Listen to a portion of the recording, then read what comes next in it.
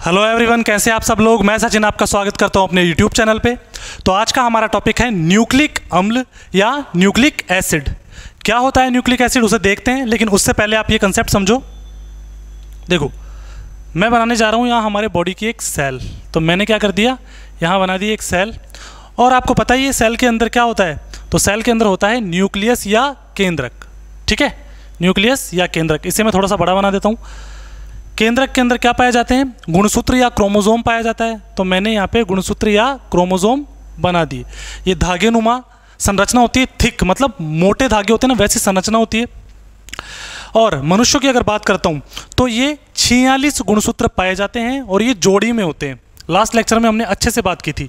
अलग अलग जीवों के अंदर गुणसूत्रों का नंबर अलग अलग होता है। ह्यूमंस के अंदर इनका नंबर कितना है, 46।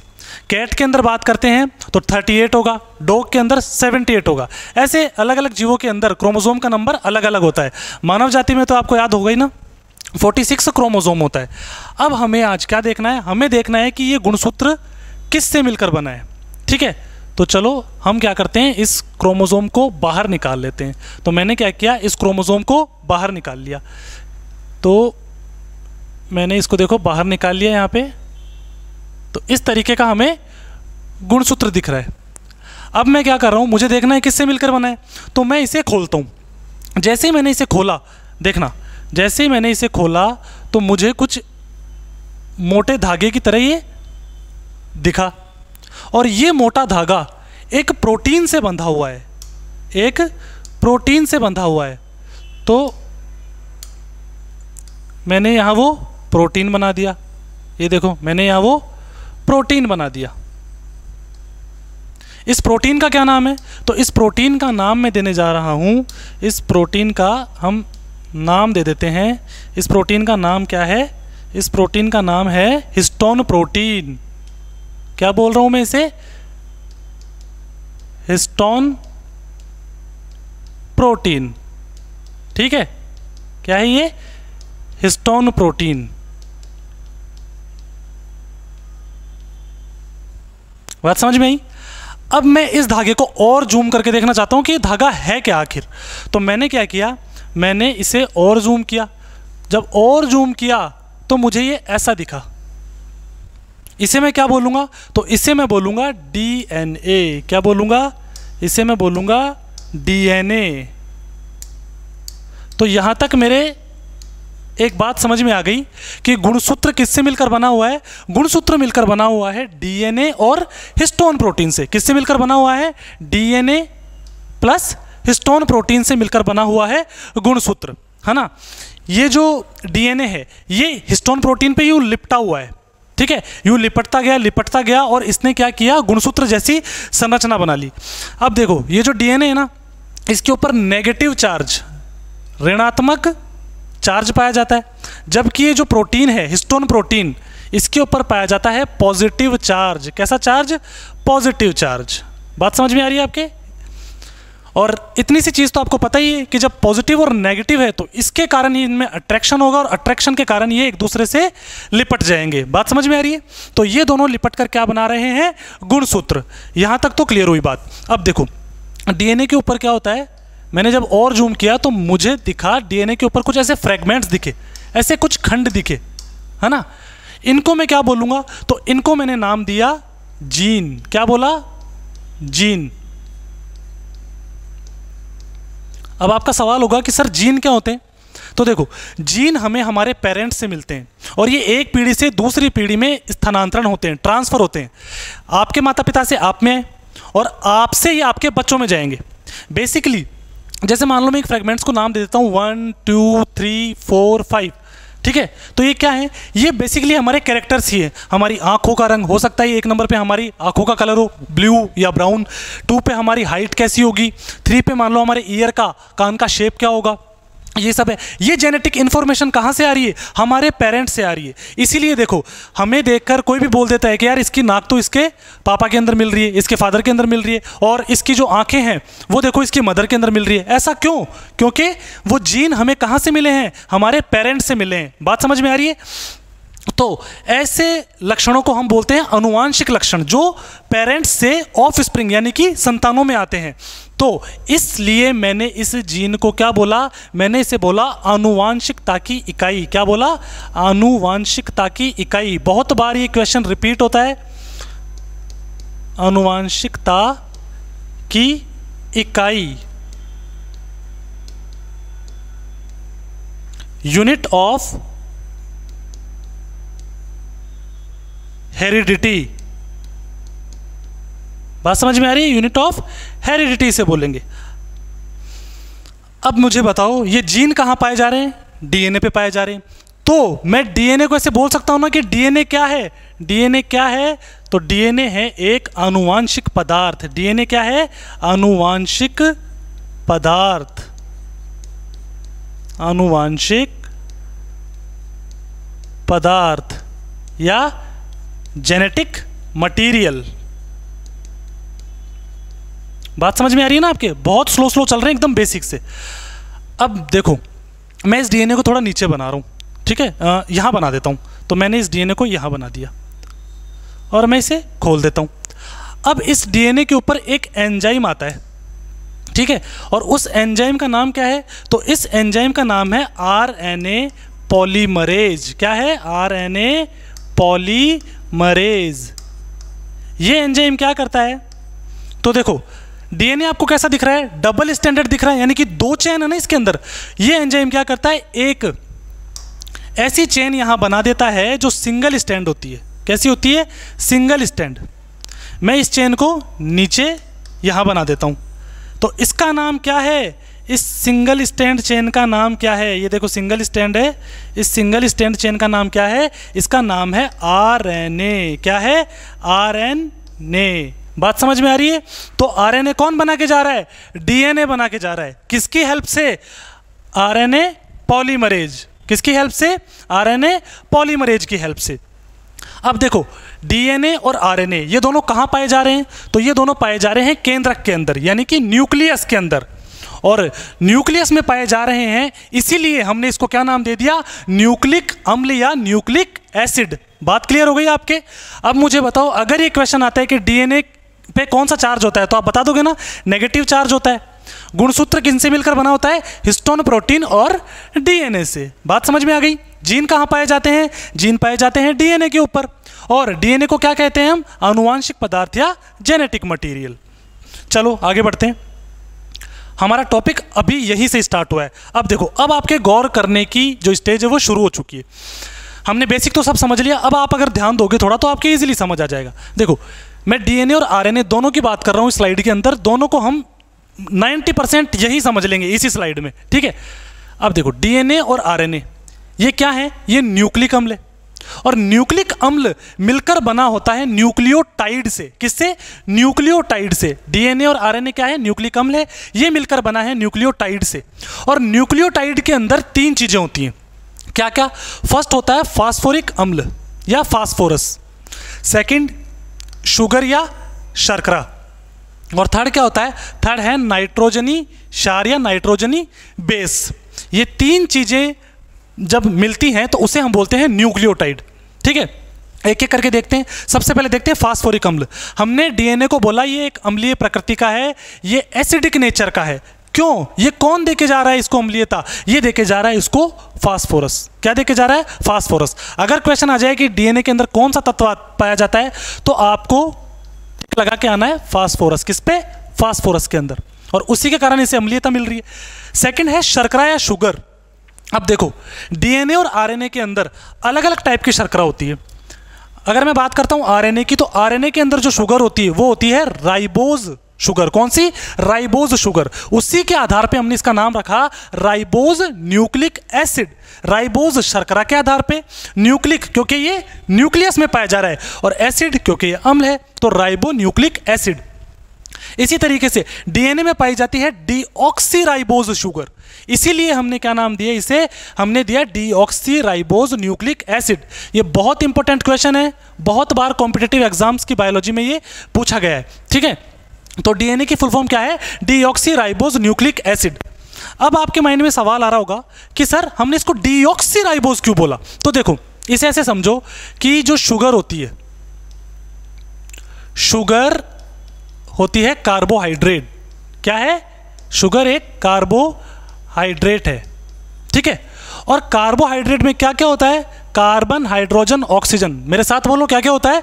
Carbon, hydrogen, oxygen.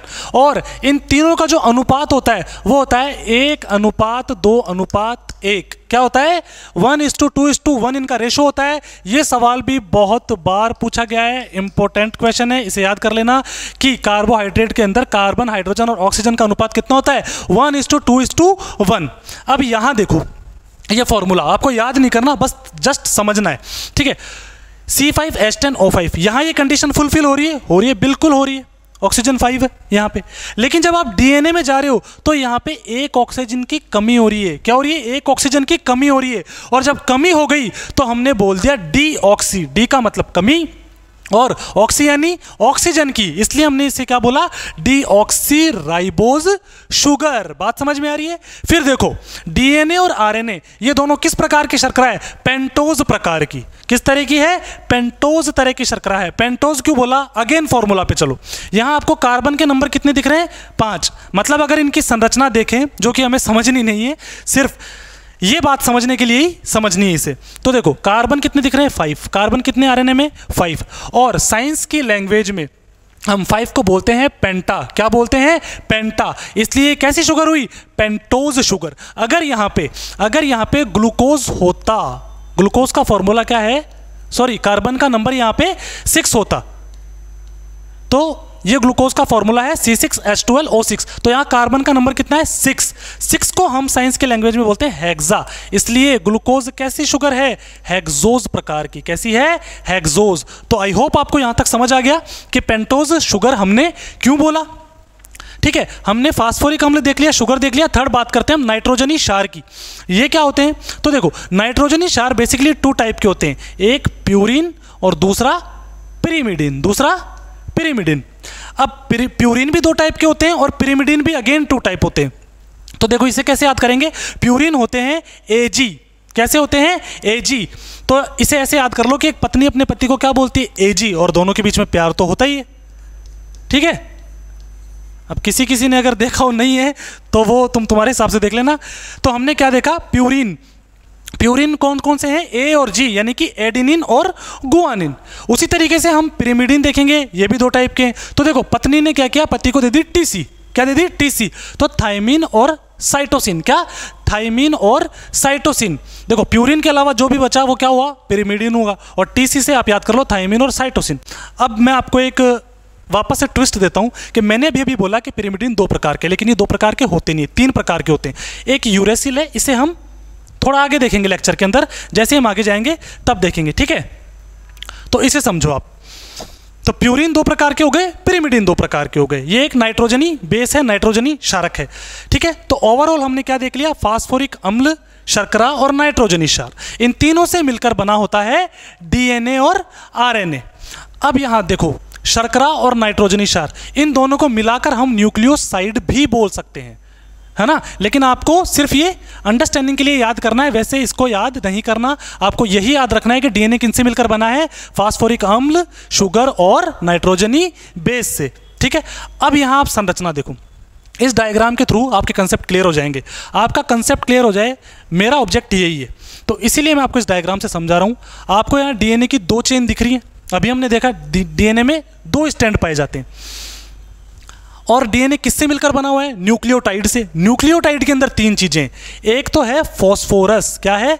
फॉस्फोरस, ठीक है। फिर शुगर, और क्या है? इसमें नाइट्रोजनी क्षार है, ठीक है। क्या है? नाइट्रोजनी क्षार। अब यहां क्या समझना है आपको कि देखो, ये तीनों चीजें मिलके एक न्यूक्लियोटाइड हो गई। क्या हो गई? ये चीजें मिलके हो गई न्यूक्लियोटाइड, एक न्यूक्लियोटाइड। अब मुझे ये बताओ कि क्या यहां पे आपको एक ही न्यूक्लियोटाइड दिख रहा है? नहीं, यहां पे देखो एक न्यूक्लियोटाइड ये रहा, यहां पे ये फॉस्फोरस, ये शुगर, और ये क्या हो गई आपके? नाइट्रोजनी क्षार, यानी कि साइटोसिन। दूसरा आपको यहां दिख जाएगा, ये देखो दिख रहा है। तो मुझे ये बताओ ये एक न्यूक्लियोटाइड की चेन है या बहुत सारे न्यूक्लियोटाइड है? तो आप बोलोगे सर ये तो बहुत सारे न्यूक्लियोटाइड है। एग्जैक्ट। और जब बहुत सारी कोई चीज होती है साइंस के अंदर तो उसे हम बोलते हैं पॉली। क्या बोलते हैं? पॉली। तो यहां से नाम आया कि डीएनए कैसी स्ट्रक्चर है? डीएनए स्ट्रक्चर है पॉलीन्यूक्लियोटाइड। कैसी है? पॉलीन्यूक्लियोटाइड। ठीक है, तो ये कंसेप्ट आपके माइंड में क्लियर हो गया होगा। डीएनए कैसी संरचना है? पॉलीन्यूक्लियोटाइड। अब देखो ये जो नाइट्रोजनी क्षार होते हैं ये आपस में बंध बनाते हैं। आपके माइंड में ये क्वेश्चन आना चाहिए कि ये चेन और ये चेन आपस में जुड़ी क्यों है? कैसे जुड़ी है? ये कैसे जुड़ी है मतलब? तो देखो यहाँ पे प्यूरिन हमेशा पिरिमिडिन के साथ में बॉन्ड बनाता है। कैसे? एडेनिन बनाएगा थाइमिन के साथ में और ग्वानिन बनाएगा साइटोसिन के साथ में। बात समझ में आ रही है? तो यहां आपने देखा हो तो ये देखो एडेनिन बना रहा है थाइमिन के साथ में और ग्वानिन बना रहा है साइटोसिन के साथ में। ये इंटरचेंज हो सकते हैं, हो सकता है इधर ग्वानिन हो इधर साइटोसिन हो, इधर थाइमिन हो और इधर एडेनिन हो, इंटरचेंज ही हो सकते हैं। ठीक है, यहां ध्यान रखने वाली बात यह है कि जो एडेनिन और थाइमिन है इनके अंदर दो बॉन्ड पाए जाते हैं। कौन से? 2 बॉन्ड पाए जाते हैं। कितने बॉन्ड? 2 बॉन्ड। और हमेशा साइटोसिन और ग्वानिन इनके अंदर 3 बॉन्ड्स पाए जाते हैं। कितने? 3 बॉन्ड्स। ये देखो 3 बॉन्ड्स, यहाँ 2 बॉन्ड्स मैंने यहाँ भी बना रखा है। एडेनिन थाइमिन के साथ में यानी कि प्यूरिन पिरिमिडिन के साथ में कितने बॉन्ड बना रहा है? 2। ठीक है, और यहाँ प्यूरिन और पिरिमिडिन यानी कि ग्वानिन और साइटोसिन के बीच में 3 बॉन्ड बन रहे हैं। ये तो आपके बात समझ में आ गई, लेकिन ये बॉन्ड है कौन सा सर? ये तो बता दो हमें। तो ये बॉन्ड कौन सा है? तो इस बॉन्ड को हम नाम देंगे हाइड्रोजन बॉन्ड। कौन सा है ये? हाइड्रोजन बंध। हाइड्रोजन बॉन्ड है ये। बात समझ में आ रही है आपके? तो अगर ये क्वेश्चन आ जाए कि डीएनए की 2 पॉलीन्यूक्लियोटाइड चेन किस बंध द्वारा जुड़ी रहती है, तो आंसर क्या होगा? Hydrogen bond. कौन सा? Hydrogen bond. अब मुझे ये बताओ कि न्यूक्लियोटाइड भी तो आपस में जुड़ रहे हैं ना, न्यूक्लियोटाइड भी आपस में जुड़ रहे हैं, ये किस बॉन्ड द्वारा जुड़ रहे हैं? ये भी क्वेश्चन आ सकता है। किस बॉन्ड के थ्रू ये जुड़ रहे हैं? कहाँ बनाऊं इसे? ये देखो ये फास्फोरस, ये शुगर के साथ जुड़ना है ना, किस बॉन्ड के साथ जुड़ रहा है? तो मैं यहां लिख देता हूं इसको इधर। ठीक है, ये है फास्फोडाइएस्टर बॉन्ड। कौन सा है? फास्फोडाइएस्टर बंध। तो अगर ये क्वेश्चन आ जाए अब कि न्यूक्लियोटाइड आपस में किस बंध द्वारा जुड़े रहते हैं, तो क्या होगा answer? Phosphodiester bond. Phosphodiester bond. अब मैंने आपको यूरेसिल का रोल नहीं बताया था, तो अब मैं वो बता देता हूं आपको। देखो मुझे ये बताओ डीएनए के अंदर क्या क्या पाया जा रहा है? एडेनिन, ग्वानिन, थाइमिन और साइटोसिन हमने इस डायग्राम में देखा। लेकिन आरएनए के अंदर ये जो थाइमिन होता है ना, ये थाइमिन नहीं पाया जाता, इसकी जगह पाया जाता है यूरेसिल। क्या पाया जाता है? यूरेसिल। यहां मैंने कंपैरेटिव डायग्राम बना रखा है, ये डीएनए का, ये आरएनए का। डीएनए के अंदर एडेनिन, थाइमिन, ग्वानिन, साइटोसिन पाया जाता है। मेरे साथ बोलो, डीएनए के अंदर AGTC पाया जाता है, जबकि आरएनए के अंदर AGC और T की जगह U यानी कि यूरेसिल पाया जाता है। ये बहुत ही इंपॉर्टेंट डिफरेंस है इनके बीच में। देखो ऐसे तो और क्या क्या डिफरेंस है? डीएनए के अंदर क्या पाई जाती है? Deoxyribose sugar. आरएनए के अंदर क्या पाई जाती है? Ribose sugar. फिर डीएनए कैसा है? डीएनए डबल स्ट्रैंडेड है और आरएनए कैसा है? सिंगल स्ट्रैंडेड है। और मतलब कि एक सूत्री। सिंगल स्ट्रैंडेड का मतलब एक सूत्री, डीएनए 2 सूत्री। ठीक है, फिर सबसे मेजर जो डिफरेंस है वो यही है कि डीएनए के अंदर थाइमिन पाया जाता है और आरएनए के अंदर यूरेसिल पाया जाता है। इसलिए पिरिमिडिन कितने टाइप के हो गए? 3 टाइप के। अब मेरी बात सुनो, अब मैं आपको ये ऐसे समझा देता हूं डीएनए की स्ट्रक्चर, ताकि आप कॉपी में बना लो इसे। क्या करो? आप इसे कॉपी में बना लो। ये तो आपको डायग्रामेटिक मैंने इसलिए समझाया कि चीज़ों की अंडरस्टैंडिंग बेटर हो सके। अब आपको ये कॉपी में कैसे बना के याद करना है, तो देखो आप इस तरीके से चेन बनाओ। ये डीएनए बना लिया हमने, बना लिया डीएनए। अब देखो मैंने आपको क्या बताया? डीएनए मिलकर बना होता है किनसे? डीएनए मिलकर बना होता है न्यूक्लियोटाइड से। और न्यूक्लियोटाइड में क्या क्या होता है? तो न्यूक्लियोटाइड में शुगर, फॉस्फेट, शुगर, फॉस्फेट, और एक चीज क्या होती है?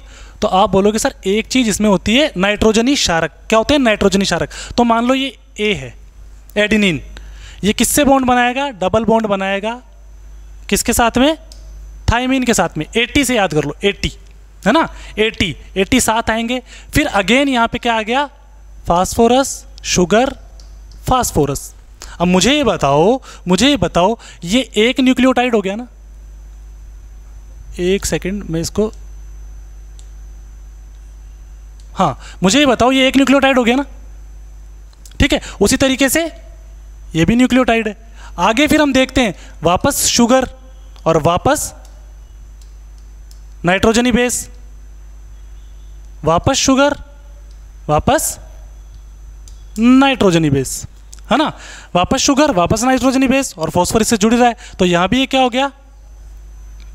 एक न्यूक्लियोटाइड हो गया। फिर से ये एक न्यूक्लियोटाइड हो गया। तो ऐसे बहुत सारे हैं, तो मैं बहुत सारे को ऐसे दिखा देता हूं।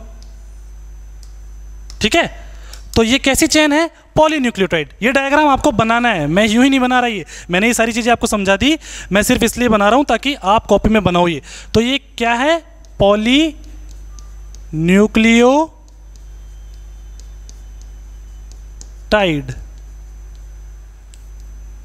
ठीक है, अब देखो इनके अंदर ये बॉन्ड कौन सा है, इनके अंदर कौन सा बंध पाया जा रहा है? तो आपको यहां बंध लिखने हैं हाइड्रोजन बॉन्ड। कौन सा है ये? Hydrogen bond. इनसे ही जुड़ा हुआ है ये। ठीक है, इनसे ही जुड़ा हुआ है तो हाइड्रोजन बॉन्ड। और दो न्यूक्लियोटाइड के बीच में कौन सा बॉन्ड है? दो न्यूक्लियोटाइड के बीच में कौन सा बॉन्ड है? तो आपको लिखना है यहां पे कौन सा बॉन्ड है? यहां पे है फास्फोडाइएस्टर बॉन्ड। ठीक है, ये हमने बेसिक बात समझ ली, ये आपको नोट डाउन करना है ताकि आपको ये याद रहे। ठीक है, इसी तरीके से देखो ये नाइट्रोजनी बेस सारे मैं अब इस तरीके से बना देता हूं। नाइट्रोजनी बेस, चलो बेस का मतलब बताओ? क्षार। यहां क्या है? आधार नहीं है, इसका मतलब होता है क्षार। अब आगे चलते हैं। आगे देखो यही सारी बात है, बस एक दो पॉइंट इसमें अलग है। वो क्या है? तो सबसे पहले तो डीएनए के एक्सरे विश्लेषण का अध्ययन एमएचएफ विल्किंस ने किया था। देखो हमारी बॉडी में सबसे इंपॉर्टेंट होता है डीएनए। अब इसको स्टडी करने के लिए विल चाहिए। क्या चाहिए? विल। तो विल से याद कर लो विल्किंस। क्या है? विल्किंस। विल से याद कर लो विल्किंस। फिर डीएनए का जो स्ट्रक्चर है, double helical structure. DNA double helical है, द्विकुंडलित है। ये यूं देखो, यूं घूम रहा है, इसे हम बोलते हैं कुंडलित, और डबल स्ट्रक्चर है। ये बात किसने बताई सबसे पहले? तो ये बात बताई थी जेडी वाटसन और क्रिक ने। कब बताई थी? 1953 में, है ना। और बाद में इनको इसके लिए नोबेल पुरस्कार भी मिलता है। ठीक है, तो ये याद रखना है आपको। फिर बाकी चीज़ें हम सारी पढ़ चुके हैं। डीएनए द्विकुंडलित होता है, डीऑक्सीराइबोस शुगर होती है, हाइड्रोजन बॉन्ड पाया जाता है, फास्फोडाइएस्टर बॉन्ड पाया जाता है। और आपको ये नोट याद रखना है। नोट में क्या देखना है? माइटोकॉन्ड्रिया और क्लोरोप्लास्ट, ये दो सेल ऑर्गेनल और साथ में बैक्टीरिया, ये ऐसे हैं जिनके अंदर डीएनए जो है वो वृत्ताकार पाया जाता है। कैसा पाया जाता है? वृत्ताकार या सर्कुलर। जबकि हमारे अंदर डीएनए कैसा पाया जाता है? लीनियर, रेखीय डीएनए पाया जाता है हमारे अंदर। और इन तीनों के अंदर कौन सा? वृत्ताकार डीएनए पाया जाता है। ठीक है, अब इसके बाद हम बात करते हैं डीएनए के प्रकार। मेन आपको दो प्रकार देखने, ये क्यों बता रहा हूं? क्योंकि डायरेक्ट यहां से एमसीक्यू टच करता है। कौन कौन से प्रकार है? तो एक है बी डीएनए, दक्षिणावर्त डीएनए भी बोलते हैं इसे, लेफ्ट हैंडेड डीएनए। क्यों बोला? क्योंकि लेफ्ट हैंड की तरफ से कॉइल्ड है। तो देखो मैं यहां पे डीएनए बना रहा हूं, तो मैंने यहाँ डीएनए बनाया आपको समझाने के लिए, ये खोला। तो देखो ये एक घुमाव है। ठीक है, एक घुमाव है यहाँ पे। इस एक घुमाव के अंदर जो नाइट्रोजनी बेस है, नाइट्रोजनी बेस आपको पता नहीं क्या है? जैसे ए और टी हो गया, जी और सी हो गया। ऐसे कितने नाइट्रोजनी बेस हैं? ऐसे देखो 1 और 2 तो मैंने बना दी, ये 3, 4, 5, 6, 7, 8, 9 और ये मैं यहाँ बना देता हूँ 10। तो जब 10 नाइट्रोजनी बेस होते हैं तो वो कौन सा डीएनए है? B DNA. और जनरली हम जो भी डीएनए पढ़ रहे थे पहले भी और हमेशा पढ़ते हैं, वो यही डीएनए होता है। ठीक है, तो ये दक्षिणावर्त राइट हैंडेड मुड़ा हुआ होता है और इसके एक घुमाव के अंदर 10 बेस पेयर होते हैं। किसके? न्यूक्लियोटाइड्स के। बात क्लियर है आपके? सॉरी, नाइट्रोजनी क्षारक के, है ना। कितने? 10 बेस पेयर होते हैं, ये आपको याद रखना है। फिर इसका व्यास कितना होता है? मोटाई कितनी होती है? तो ये होती है 20 एंगस्ट्रॉम। कितनी? 20 एंगस्ट्रॉम। बस इतनी सी बात आपको याद रखनी है। फिर हम देखते हैं जेड डीएनए। जेड डीएनए क्या होता है? तो देखो ये वाला जो डीएनए होता है ना, ये लेफ्ट हैंडेड घुमा हुआ होता है। कैसा घुमा होता है? लेफ्ट हैंडेड घुमा होता है। और ये जिगजैग होता है, मतलब ये टेढ़ा मेढ़ा सा होता है। ठीक है, टेढ़ा मेढ़ा सा होता है, जिगजैग। इसी से जेड बना है। जिगजैग के जेड से हमने क्या बोल दिया? Z DNA. यहां क्या होता है सर, ये तो बताऊं मैं। तो देखो यहां पे आपने कितने बेस पेयर देखे? 10। यहां पे कितने बेस पेयर आएंगे? तो यहां पे 12 आते हैं। 1 2 3 4 5 6 7 8 9 10 11 और एक बना देता हूं मैं, ये यहां 12।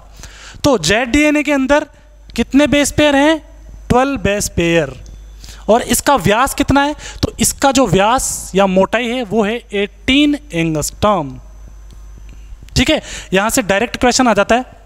तो मैं चाहता हूं आप सारे क्वेश्चन अटेम्प्ट करके आओ। कॉम्पिटिटिव एग्जाम्स के लिहाज से बहुत इंपॉर्टेंट है ये, तो आपको ये याद होना चाहिए।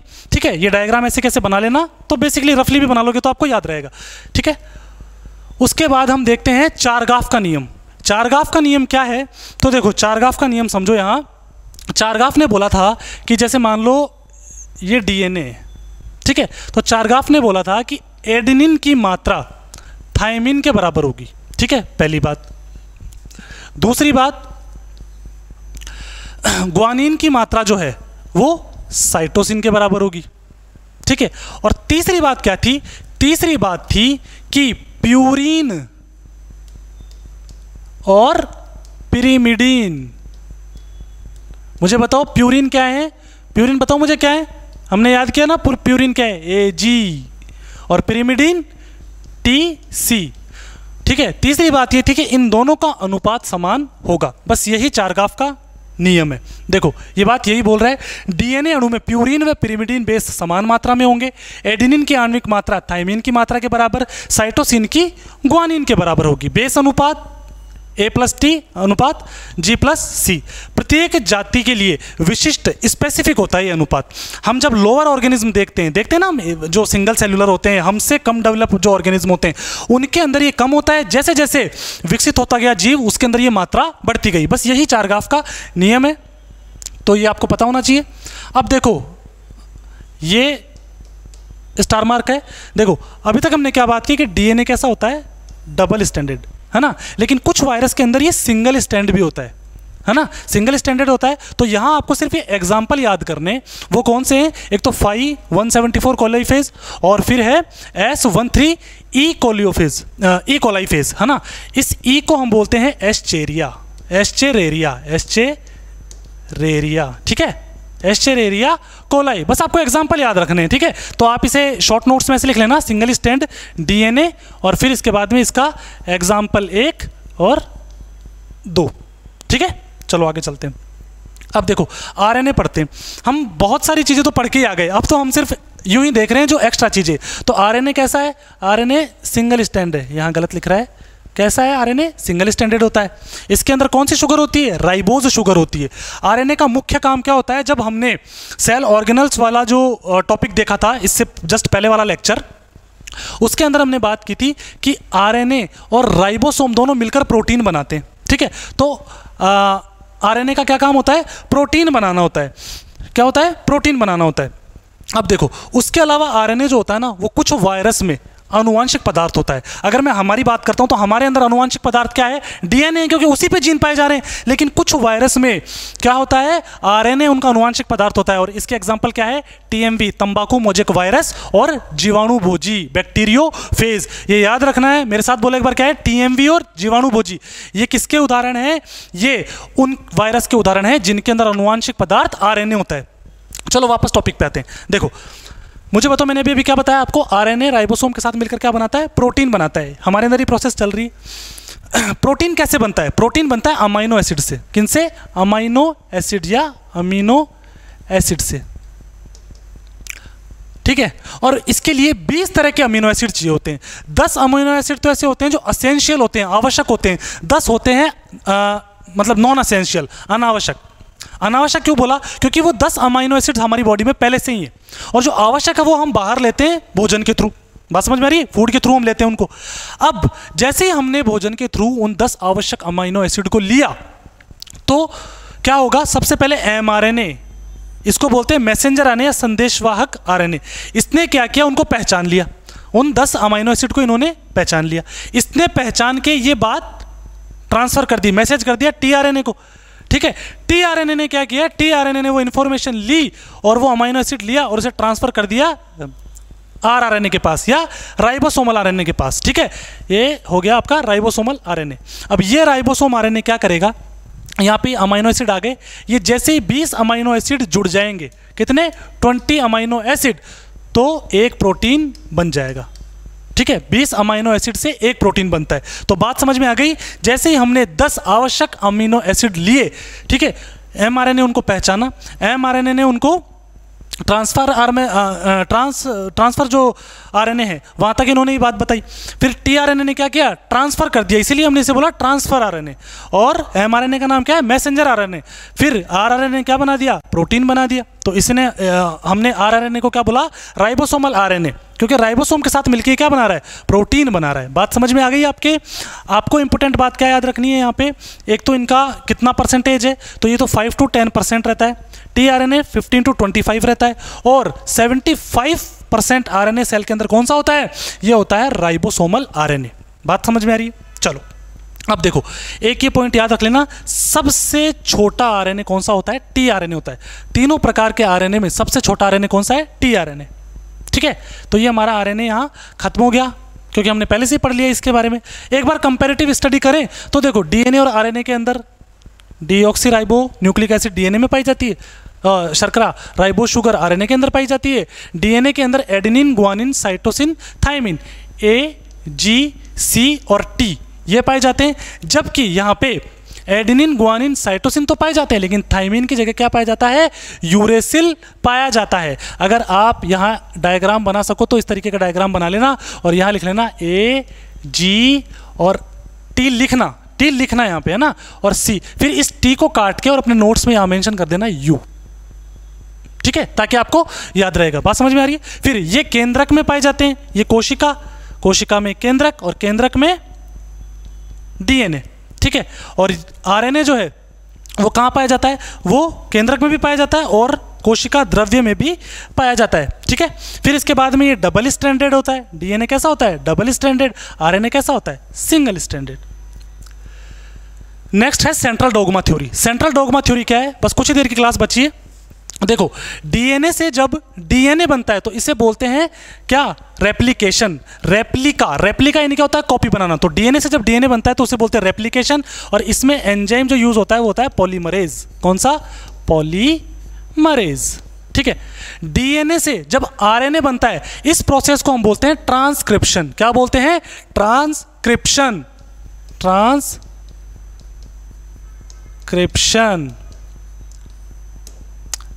ठीक है, बात समझ में आ गई आपके? देखो, आरएनए, डीएनए से आरएनए बना तो ट्रांसक्रिप्शन, और आरएनए से जब प्रोटीन बनता है उसे हम बोलते हैं ट्रांसलेशन। क्या बोलते हैं? ट्रांसलेशन।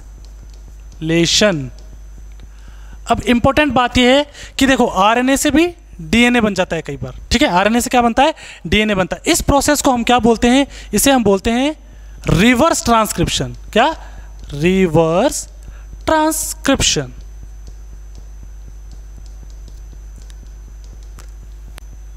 याद रखना, बहुत ईजी है। ट्रांसक्रिप्शन और यही रिवर्स हो रहा है तो रिवर्स ट्रांसक्रिप्शन। ठीक है, आरटीपीसीआर जांच का नाम तो आपने सुना होगा। आरटीपीसीआर टेस्ट कोरोना में हुआ था, वो यही होता है। बात समझ में आ गई आपके? तो ये था हमारा आज का लेक्चर, है ना, जिसमें हमने डीएनए और आरएनए के बारे में बात की। तो आई होप आपको अच्छे से समझ आया होगा सारा कुछ। ये जो थ्योरी है इसको हम बोलते हैं सेंट्रल डोग्मा थ्योरी। तो ये था हमारा आज का लेक्चर। अगर आपको वीडियो पसंद आया तो वीडियो को कीजिए लाइक, चैनल को कीजिए सब्सक्राइब। मिलते हैं नेक्स्ट क्लास में विद न्यू कंसेप्ट्स।